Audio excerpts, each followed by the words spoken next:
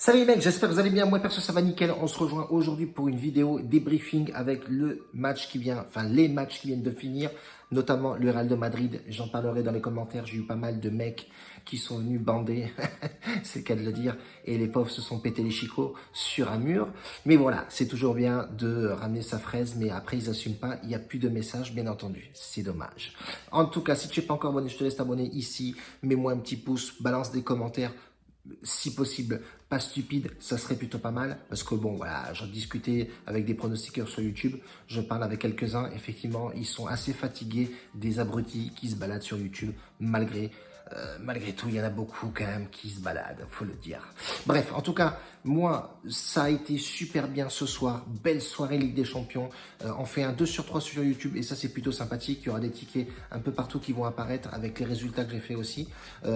Et puis, c'est tout. On va parler du BetWinner, un bookmaker qui me tient à cœur dans le sens où c'est plutôt pas mal avec des belles cotes. Mais attention, le bonus, je suis en train de changer les mecs. Voilà, ils avaient 5 matchs combinés pour avoir le bonus. C'est un peu trop compliqué. J'ai discuté avec eux. Ils vont voir ça avec leur directeur, de essayer de changer tout ça. Voilà, il y a pas mal de monde qui se plaint. Et donc, moi, je les représente. Mais pourquoi pas m'écouter à moi? Parce que forcément, je vais plus les mettre en avant. Donc, voilà. Au moins, passer à un match avec une cote minimum à 1,80 ou à 2. Et puis, balancer un match et être remboursé sur le bonus. Et ça, ce serait plutôt sympathique. En tout cas, je te laisse t'installer, papa. Et puis, c'est tout. On revient après le générique au bordel.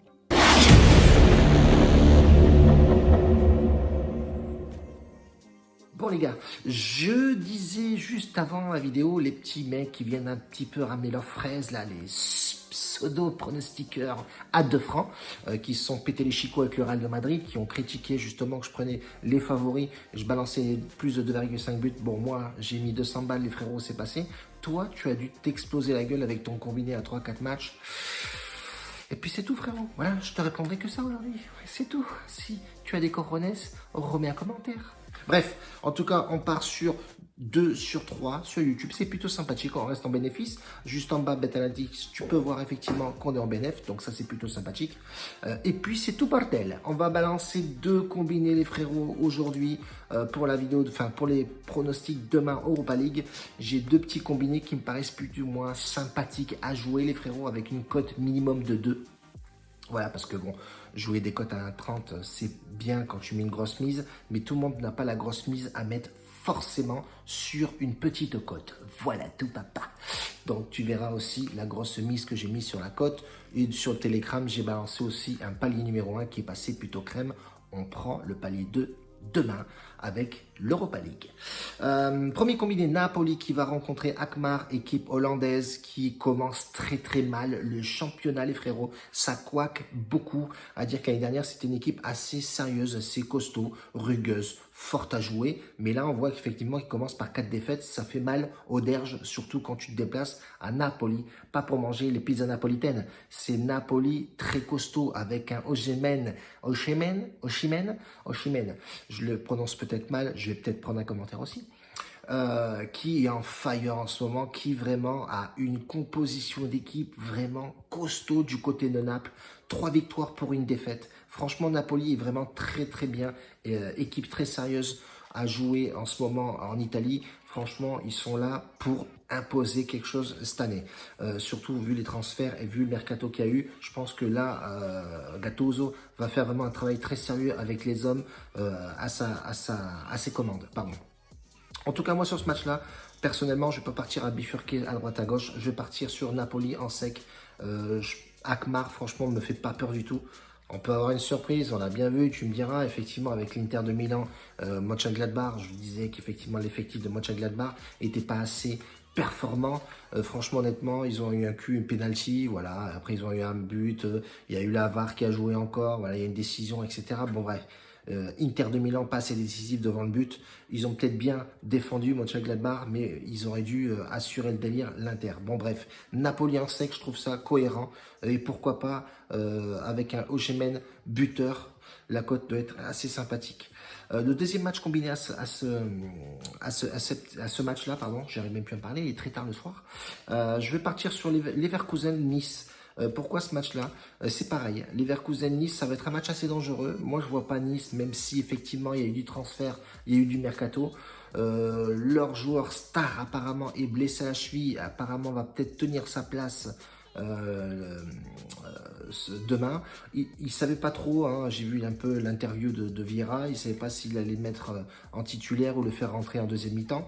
Donc on a quand même Leverkusen qui est un client assez sérieux avec un petit chouchou à moi, Moussa Diaby qui joue extrêmement bien, une patte gauche mais exceptionnelle. Ce minot-là, il faut vraiment avoir un coup d'œil sur lui parce que c'est vraiment un petit jeune sérieux.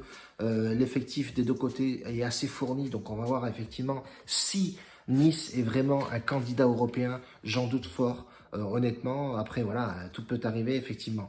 Mais bon, honnêtement, je vois Leverkusen en sec, moi, sur ce match-là. La cote est à 2 tout ronds, voilà, 2 tout ronds. On va me dire que ça va être le combiné le plus compliqué à passer, je pense, demain, avec 2 victoires en sèche. Voilà, c'est toujours délicat à faire passer des victoires en sèche. On sait très bien que c'est 33% de chance que ça passe. Mais on va tenter le délire. On mettra une petite pièce là-dessus tranquillement, tu vois. Histoire de doubler, papa.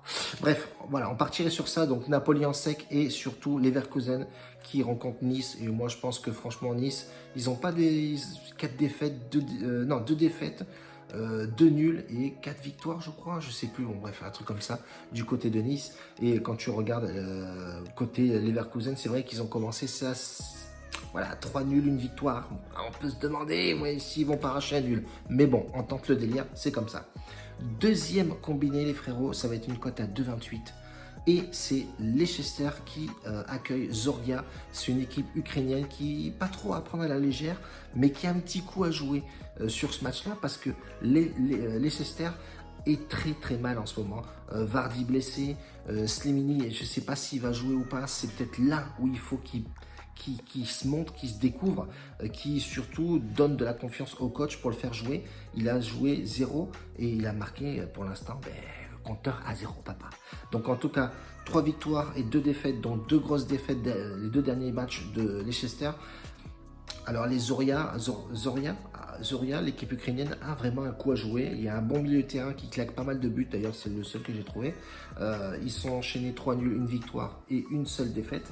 Donc voilà, ils ont vraiment un truc à jouer. Mais par contre, voilà, je vois qu'il y a énormément de blessés du côté de Leicester.